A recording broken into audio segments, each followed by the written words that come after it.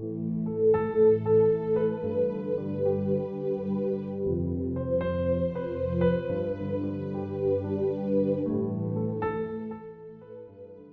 du 19 février, maturité. Quand j'étais enfant, je parlais comme un enfant. Je pensais comme un enfant. Maintenant, je suis un homme. Je n'agis plus comme un enfant. 1 Corinthiens 13, verset 11. Dans son livre Avida Umaharte, La vie est un art, le psychologue Belisario Marquez parle de l'aventure de vivre dans un monde compétitif et plein de défis, parce que nous sommes insérés dans un univers d'idées, de valeurs, de gains et de pertes. Nous avons en permanence besoin de ressources pour nous adapter aux changements et à la réalité qui nous entoure. Pour Marquez, la recherche de l'amélioration est incessante. C'est une mise à jour continue de soi-même. Page 18. Cela a tout à voir avec la maturité. La maturité est l'une des caractéristiques essentielles des relations. Elle correspond à la capacité de vivre de manière appropriée et responsable avec un discernement moral, de l'empathie, de la résilience et une connaissance équilibrée de soi. Les individus matures grandissent dans la vie et s'adaptent au changement. Ils se comportent mieux dans le mariage, dans les affaires, à l'école et contribuent à la croissance harmonieuse de la société. Le problème est que,